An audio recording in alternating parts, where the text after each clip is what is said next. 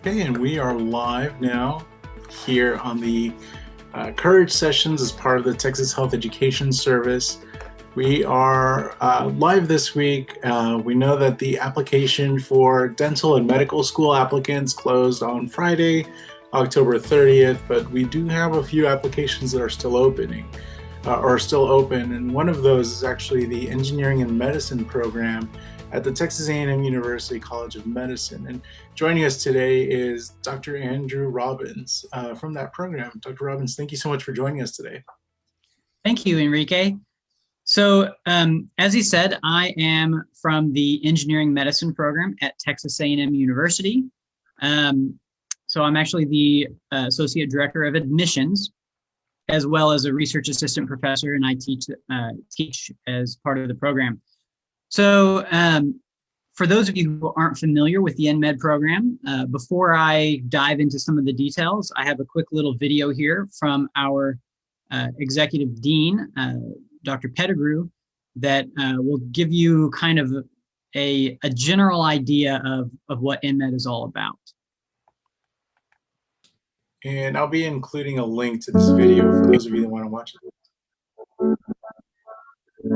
Imagine that one day you could go to your mailbox and in the mail you get a Band-Aid and essentially take this Band-Aid in the house from your doctor, place it on your arm, and you're vaccinated.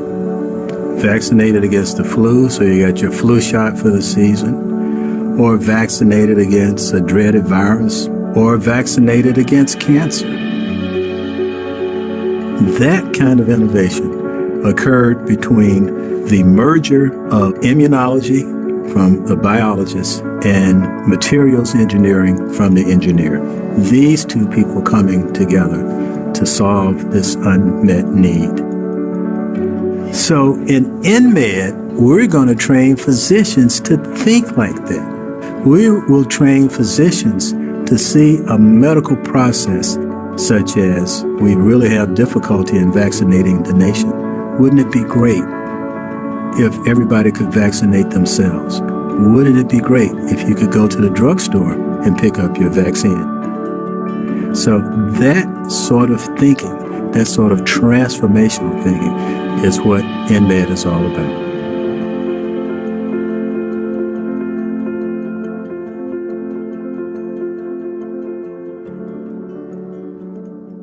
Okay, so as that video kind of alluded to, EnMed is a new type of medical education program.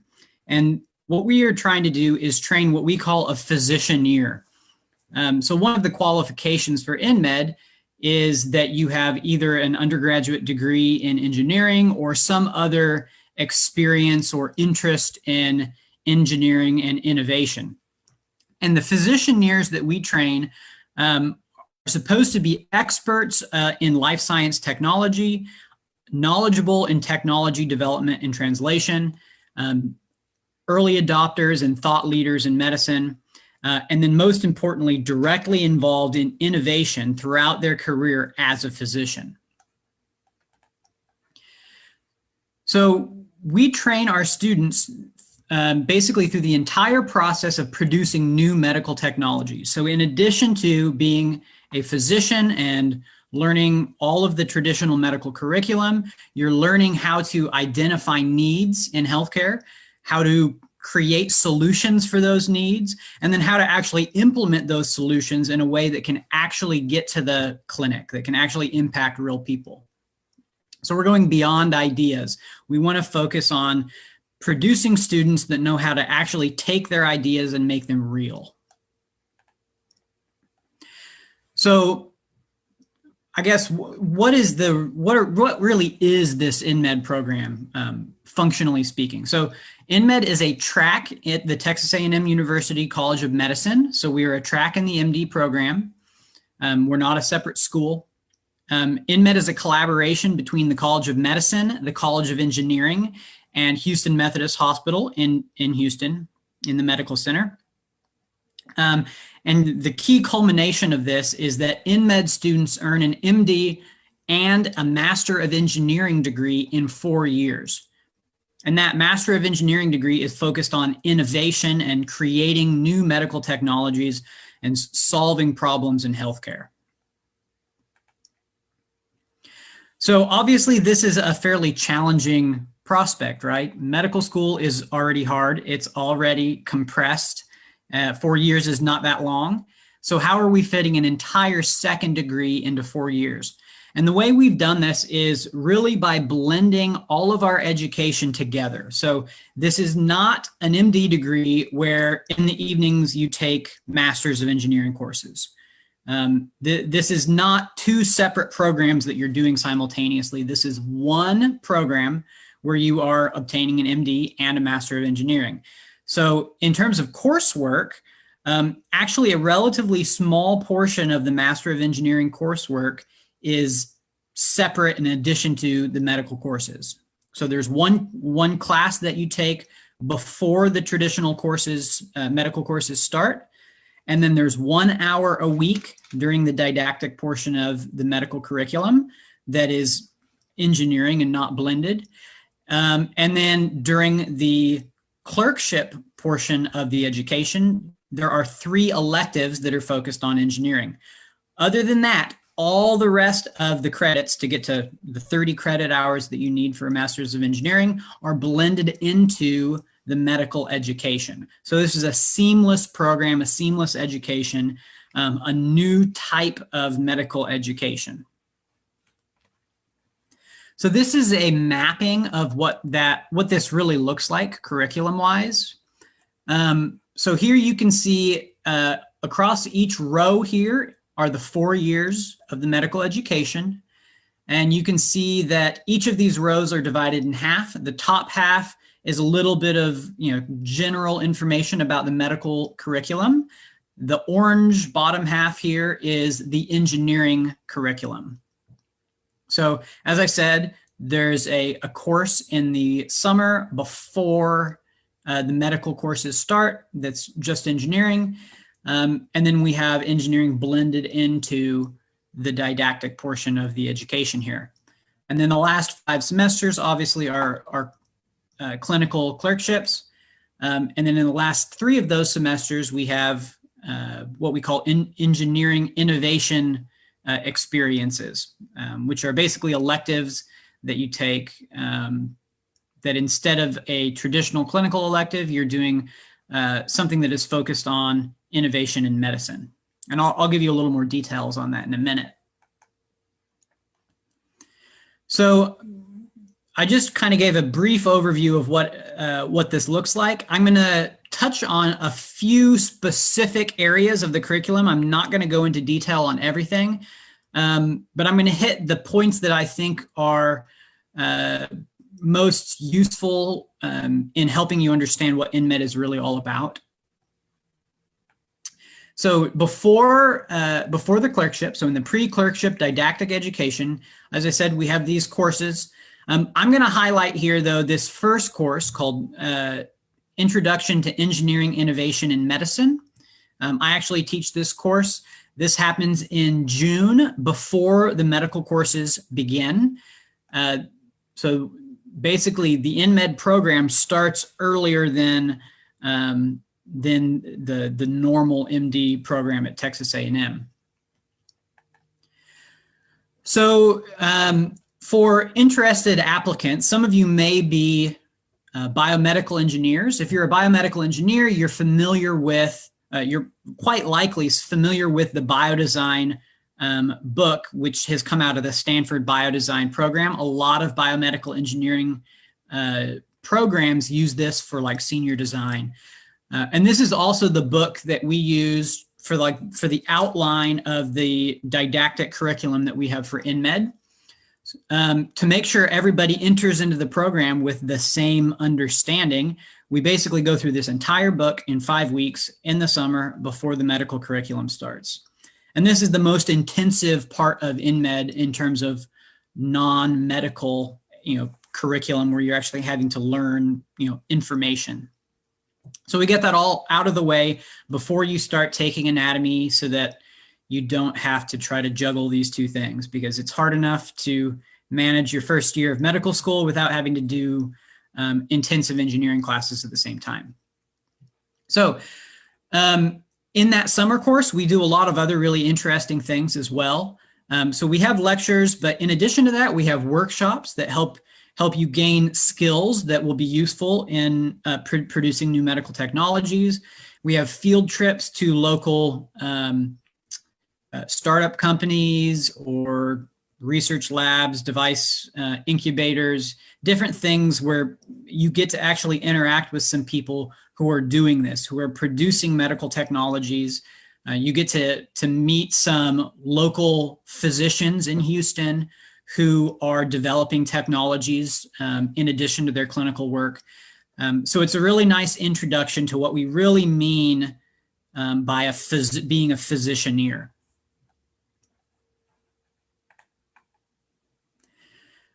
So the next 3 semesters after that initial pre-matriculation course, those next 3 semesters, we're going to go through that same content a little bit more, in a little bit more detail, a little bit more slowly, to get you the opportunity to practice all these processes that we've taught you, so that when you get to your clerkships, you will be able to understand the innovation process, and you'll start being able to actually do some innovation activities and start creating new things, which will be important for the end of the program.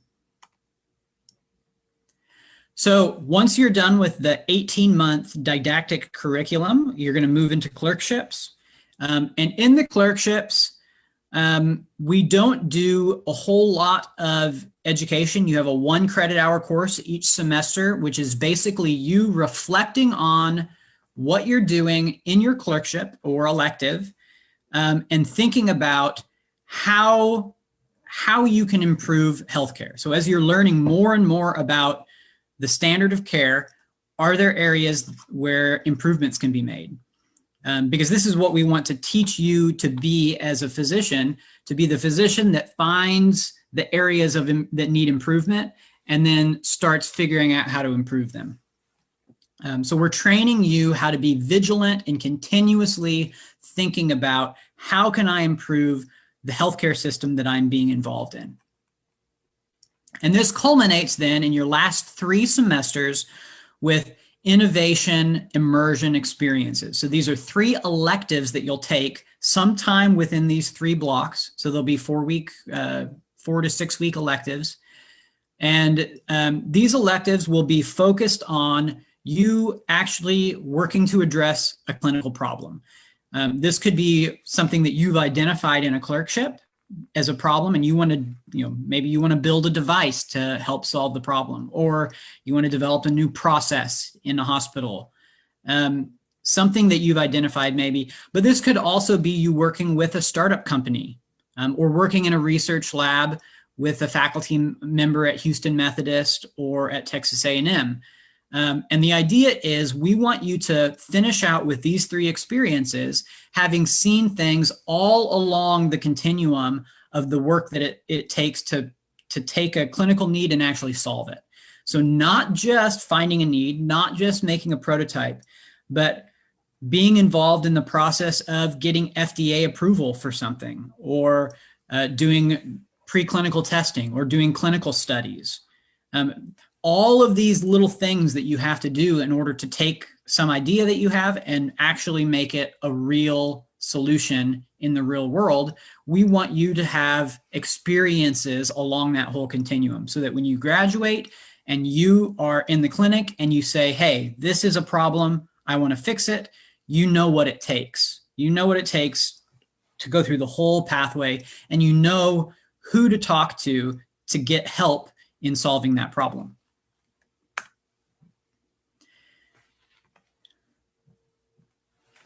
So one of the things that we are offering as part of these innovation immersion experiences is a BioDesign process that follows that book that I introduced a few minutes ago, the Stanford BioDesign Book. So that'll be one of the things that you could do in your 3 immersion experiences. You would first spend one experience identifying clinical needs, a second one actually producing different solutions to that need. And then a third one, planning in detail how you would actually commercialize that idea or translate it into the clinic in some way. So this is important because at the end of the EnMed program, the main deliverable for this Master of Engineering degree is an innovation portfolio. So if you're familiar with what is produced in like an art degree or architecture, graphic design, this is similar. At the end of the program, you will have a collection of activities that you've participated in focused on innovating in medicine. And this will become your portfolio. It's all of these things that you've contributed to. So at the end of the day, you don't just have one project. You don't just have one thing that you've created. You've been involved in multiple experiences, doing multiple things. And it's really our hope that this type of deliverable is going to be valuable when it comes time for you to apply to residency, because especially with, I'm sure you all know, with step one going pass fail, there are fewer things for residency directors to look at. So we're hoping that the things that you're doing in EnMed are something that will set you apart and make you attractive. I think especially in some specialties like surgery and maybe emergency medicine that are more device oriented. But I think even in some of the other specialties that are not historically more device oriented, that this will still be something to make you a more unique applicant. So a common question that I get from EnMed students as well as potential EnMed students is being involved in research. And by research, I mean, more traditional research, but also engaging in innovation activities, producing new technologies, et cetera. And there's basically two ways that this happens within our program. There's curricular opportunities, so those innovation immersion experiences, but there's also extracurricular opportunities that are not associated with a course. And these can be formal and informal, and we have a lot of students currently in EnMed who are working with research faculty at Houston Methodist or Texas A&M, even a few other institutions in the Texas Medical Center as well. And so there's a lot of opportunity. One of the great things about the EnMed program is that it happens at Houston Methodist and our new building in the Houston, in the Texas Medical Center, the largest medical center in the world. There are experts in anything you can imagine within walking distance. Whether it's at Houston Methodist Research Institute or MD Anderson or Texas Children's Hospital, there are the resources in that area are so incredible. There are so many great people to work with. If you're interested in getting engaged in this world, there's just a lot of opportunities for EnMed students. So we've identified a few key areas that we think EnMed will be engaged in terms of research, but even already, we've already kind of branched outside of this. So this is just kind of an example of the sorts of things that we're involved in. But we do have a lot of students who are interested in things like predictive analytics and regenerative medicine. And I think that will probably continue. So I mentioned our new building in Houston. We have a building in Houston, which is seen pictured here. This picture is actually old. This is an artist's rendering, but the actual building is completed now. So you can actually drive by and see this.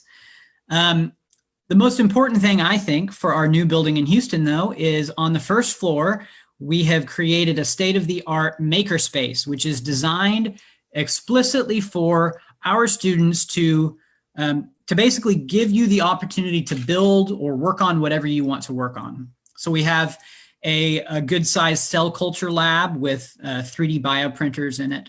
We have an electronics shop for building custom electronics. We have a machine shop for basically creating anything mechanical that you would need to create, as well as tons of workspace, space for doing computer simulations and AR and virtual reality. Basically, if you want to build it, if you want to create it, we have what you need to do that. And if we don't have it in our makerspace, we definitely have it in the College of Engineering in College Station, and all EnMed students are students of the College of Engineering. So there's access to a whole plethora of additional services and facilities in College Station as well. So I think one of the last things to say here is that we do have quite a few students who are considering taking a gap year between years 3 and 4 in their education. So this is something that is possible. We've had a few applicants this year who've been interested even in taking like an MBA in addition to EnMed, for example, and doing that in a gap year, or being involved in a research lab or further developing some technology that they're working on. Currently, we only have our first 2 classes, so we haven't gotten to a point where any of the students have actually done this yet. We'll know next year how common this is, but I think that it'll be fairly common for our students to take this gap year to kind of dive further into the things that they're interested in. Obviously, this is for non-curricular activities because this is not a requirement.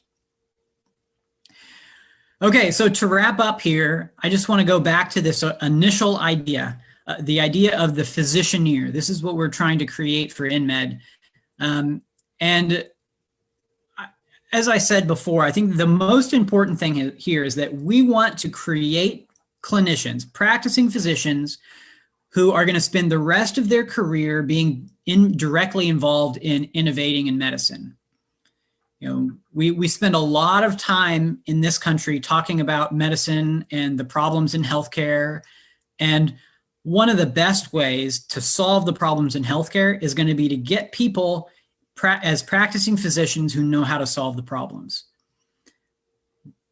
So that's what we're trying to create. We're trying to create that special physician that sees the problems in healthcare, and then it doesn't just stay an idea in their mind. They know how to actually solve that problem and solve it in a way that can actually be deployed everywhere.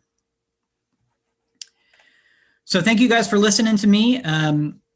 My name is Andrew Robbins. As I said, you can find my information all over the internet in various places. But my email address is andrew.robbins@tamu.edu. You can check out our website for EnMed, enmed.tamu.edu.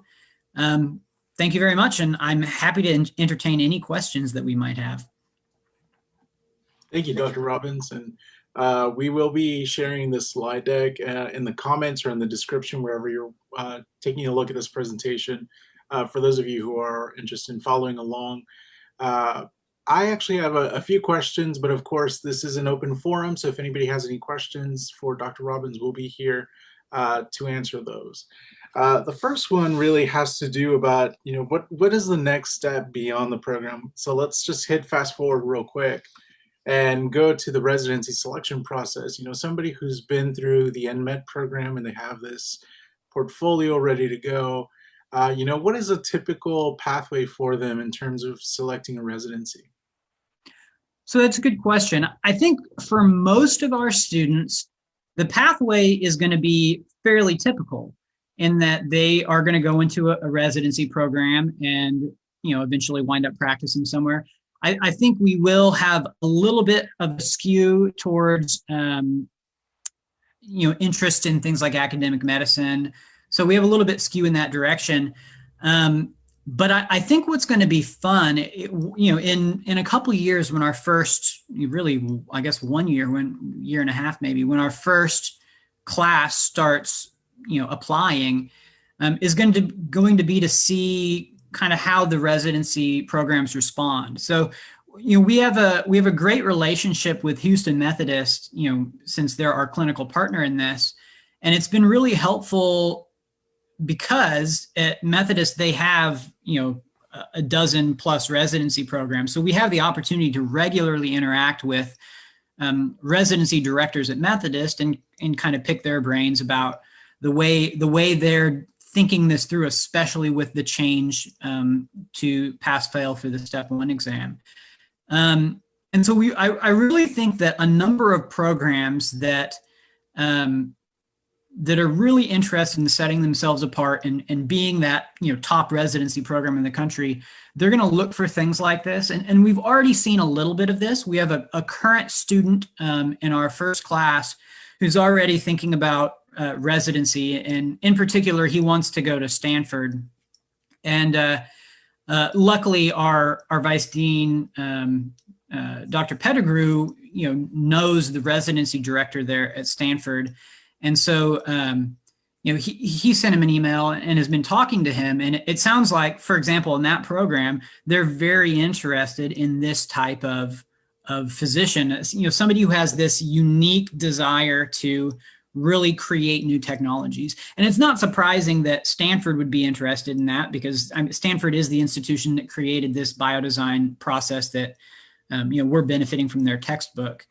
But I suspect that a lot of other programs will be that way as well.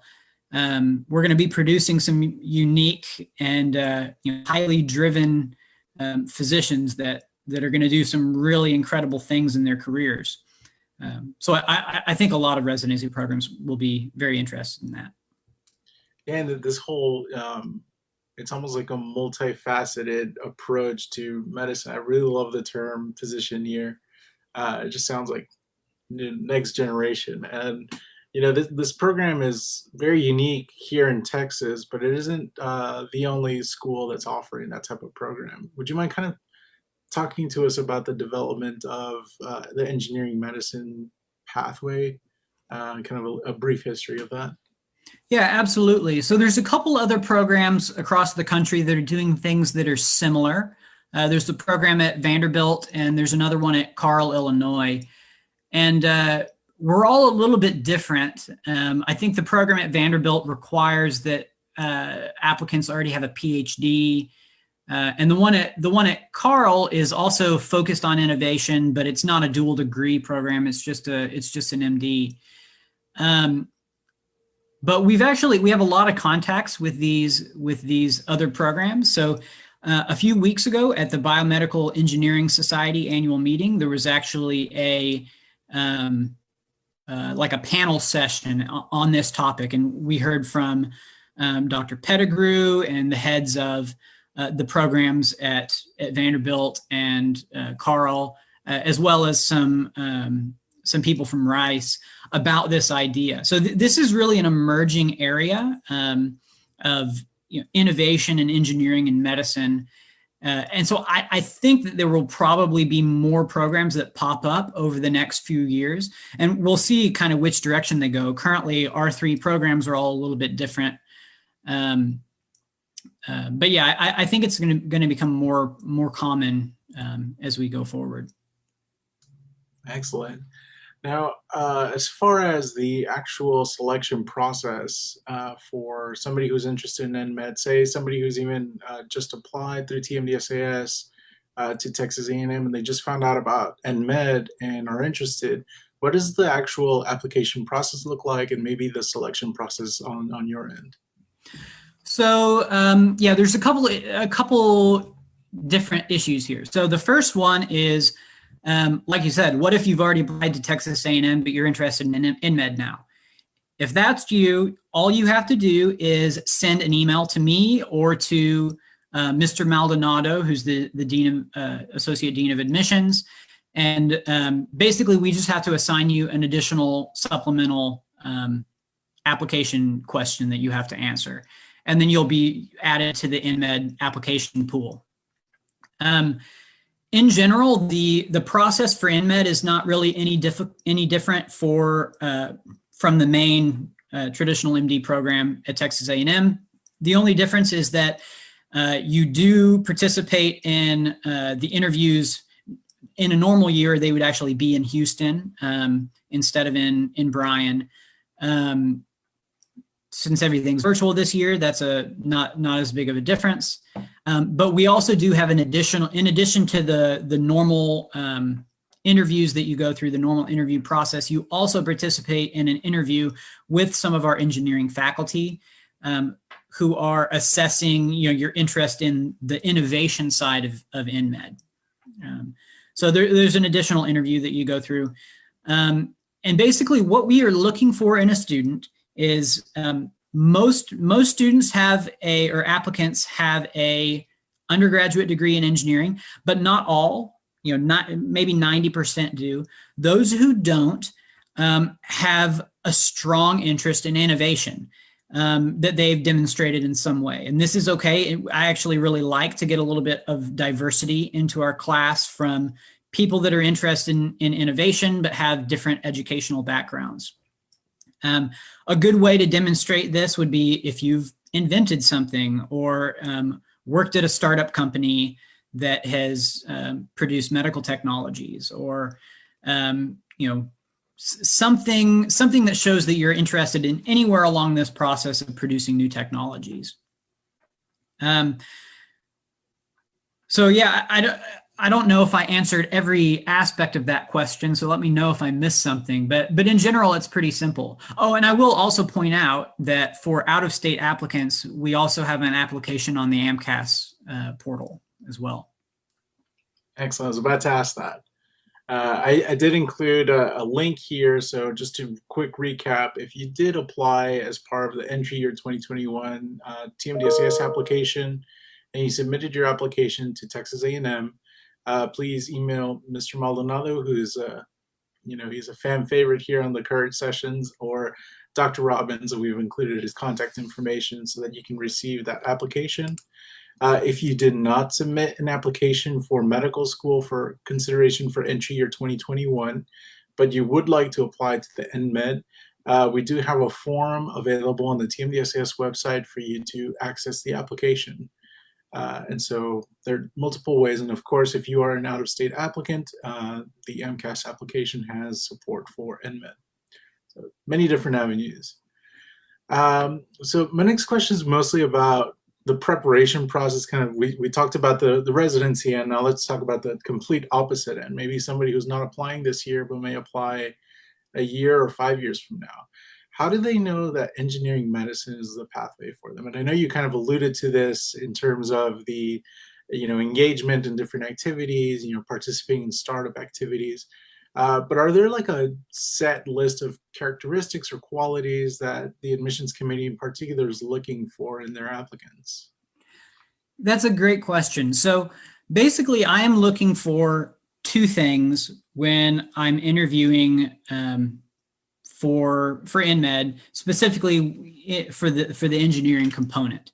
So in order to be admitted to EnMed, you have to first, pass through the normal College of Medicine admissions process. So you have to meet all the normal requirements for medical school kind of first, basically.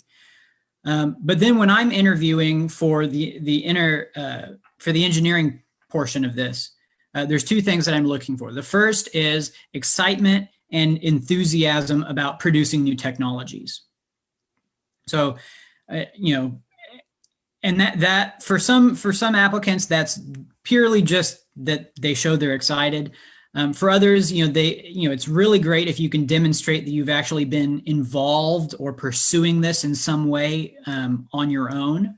That's obviously the ideal case. And then the second thing that I'm looking for is you having spent some time developing skills or abilities that you might be able to use in solving clinical problems. So particularly, for engineering students, I really like to see it when a student has learned how to do things outside of class.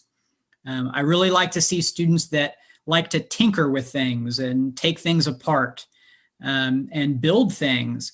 And if you've learned some skills, and this is not just mechanically building things, but if you like to program, that's a really great skill. So things that you've done that you might be able to, skills that you've gained that you might be able to use if you ever find a clinical problem that needs to be solved.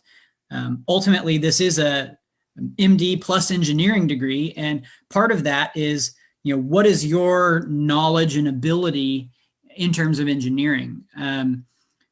Ultimately, once you're a practicing physicianeer, most likely you're not going to be spending a whole lot of time in a machine shop or programming in a computer, but you might need to prototype something, right? And so having those types of skills is really important. So those are the two things that I'm looking for.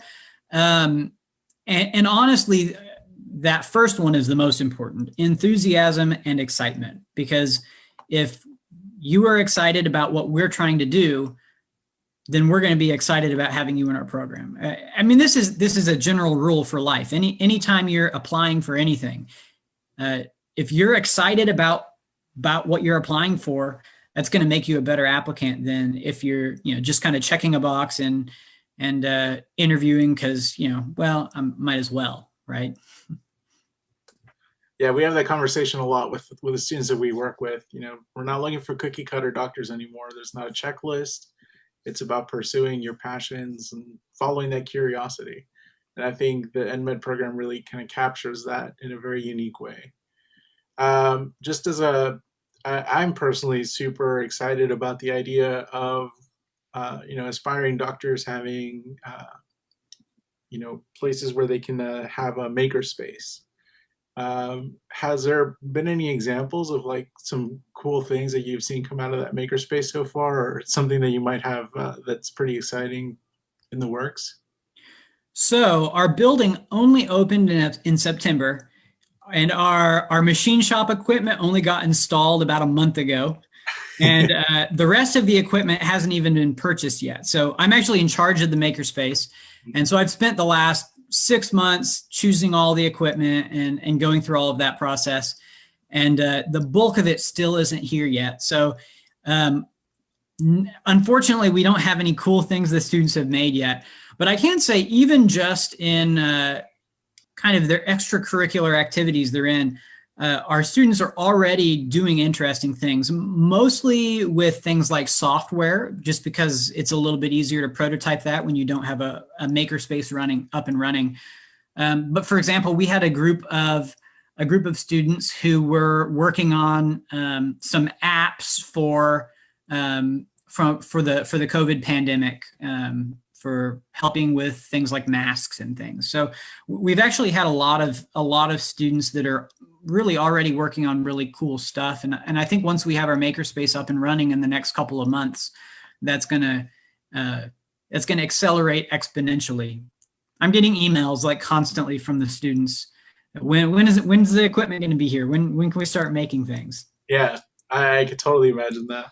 But it's unfortunately with the pandemic, of course, going on, I have to admit that this is actually a prime time to have a program like EnMed, because, we're right now, the news is just so saturated with trying to find any glimmers of hope. And I think that the few times that we have seen something, it's because there are students who are kind of already having that mindset of merging engineering and medicine and coming up with new solutions. And so I'm personally very excited to hear about the future of the EnMed program at Texas A&M. So is there anything that we haven't touched on that you would like to share with anybody watching? Maybe they're interested in applying this year or next year to the program? Yeah, I think there's one key thing. So I've been interacting with a lot of applicants or students that might apply in a year or two. And one of the common questions that I get is, what do I need to do to prepare for EnMed, right? Different from preparing for any other medical program. And one of the things that I see in our applicants, which is unfortunate, especially because most of them, they were preparing for medical school before they knew that EnMed existed. A lot of times preparing for medical school can become all-consuming. All of the free time you have is studying for the MCAT and doing community service and shadowing and, just kind of rotating between those three things. And especially for those who are in an engineering program, right? Because engineering is so time consuming anyway as an undergraduate major. But when you're an undergraduate, you have the opportunity to learn things in a way that you never have again. So once you're in a medical school program, you're going to be learning medical school, but your free time is going to be severely curtailed, right? And especially for those that are interested in EnMed, the time to go out and explore the things that you're interested in and start gaining some skills, learning how to do things that you want to do. The time to do that is at least to start doing that is really when you're an undergraduate, or if you're taking a gap year is a great opportunity. Go out and, if you're interested in electronics, learn how to solder, learn how to make a circuit board. If you're interested in woodworking, go learn how to woodwork. Whatever it is, now is the time to learn those skills and develop some of those things, because you don't really have that opportunity ever again in your life. When you're in your career, you're most likely not going to be, you're not going to have that kind of leeway with your time to just learn how to do something cool. And this probably goes beyond EnMed, but particularly for EnMed, I think some of our students are disappointed once they're in EnMed because they're like, wow, I really wish that I could, that I was better at CAD, or that I knew more about 3D printing, or could program in C, or whatever it was.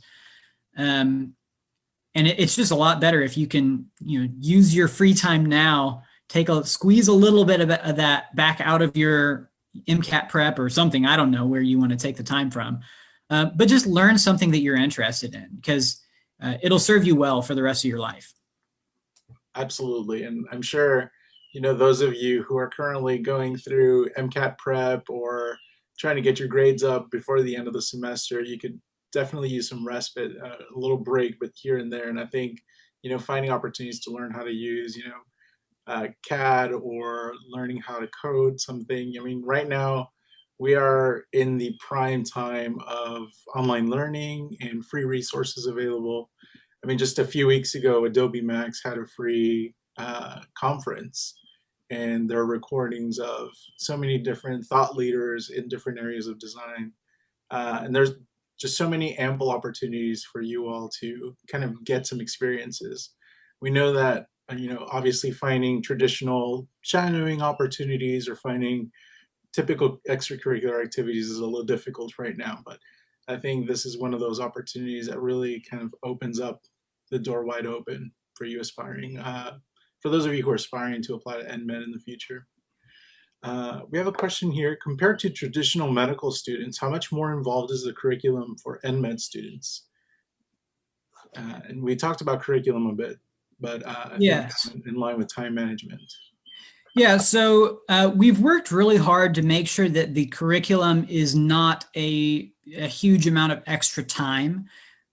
So actually, I had a slide that very briefly touched on this. Let's see if I can find it.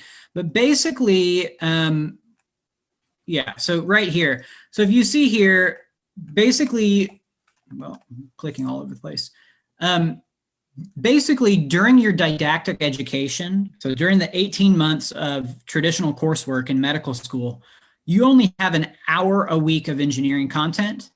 And, that probably winds up with, a few hours a week of work that generates. So it's not like taking a 3-credit-hour engineering course on top of your medical curriculum. In all honesty, that would probably be impossible to spend that much time each week, especially your first semester when you're in anatomy and practice of medicine, which is the way it is at A&M. So we've worked really hard to make this work. And a big way that we've done this is by blending the curriculums together. So for example, at Texas A&M, we have a course called Practice of Medicine, which is actually the first thing that you start when you start medical school. And it's, focuses on teaching you things like physical exam and all and medical humanities, basically all the practical aspects of being a physician. And we have blended our engineering education into that course. So for example, in that course, typically there are 6 sessions across that first semester that are focused on a particular medical specialty. And you interact with some clinicians, you hear a case that's presented, and you basically get to talk through the practice of medicine, right? And so this is across the normal program as well as EnMed. Then the following week, students prepare presentations and discuss that previous case. Now in EnMed, we do things a little bit differently. And specifically, we have innovation sessions. So based on the medical case that you heard the week before in practice of medicine, you start coming up with ways that you can innovate in that clinical specialty. And so this is part of the practice of medicine course. It's replacing basically a different presentation that you would be doing, but it is both practice of medicine and engineering innovation. So you're not doing two separate things. You're doing one unique blended engineering medicine education. So the time commitment is not substantially higher than for a normal MD program. It's a little bit higher because we have a little bit of stuff that's not blended. But mostly it's all blended together. And so far, out of 60 students between our first two classes, we've only had one student who has struggled, and it's really not from time or anything like that. So far we've been able to have a really good balance there. It sounds like it's comparable to any other MD Plus type program. Well, the difference is that for typically, so at A&M, for example, with our MD Plus program, the two disciplines are completely separate. So you're taking your medical courses, but then you're going to take an MBA course at the business school. And a lot of times this is a lot of it is in a gap year and stuff like that too.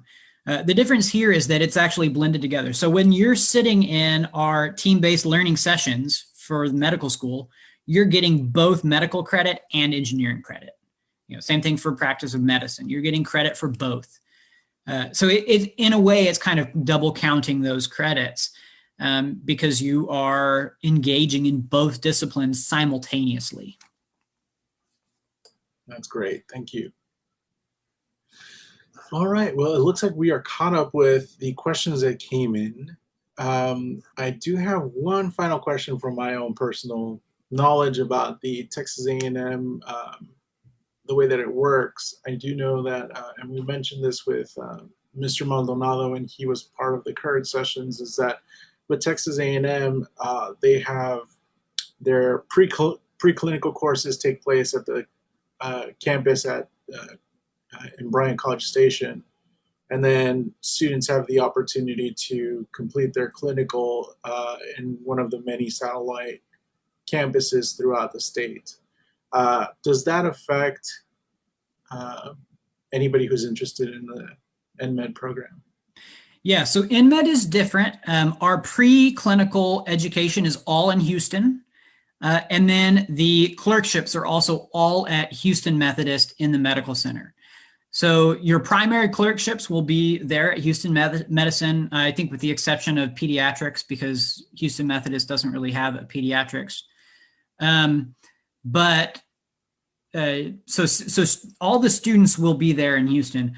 Now, you still have the opportunity to go elsewhere in the state for all of your electives. So, for example, if you're interested in, rural medicine or, low resource environments, things like that, you can go elsewhere for your electives, but for your primary clerkships, those will all be at Houston Methodist. Thank you for that clarification.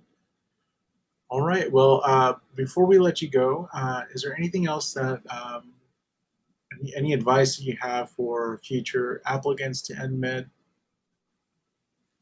Yeah, just if this is what you want to do, just do it. I mean, so EnMed is about creating new technologies, solving problems in healthcare. If that's what you want to do, check out our program, check out Carl, Illinois and Vanderbilt, and start thinking about what skills do you need to make that happen.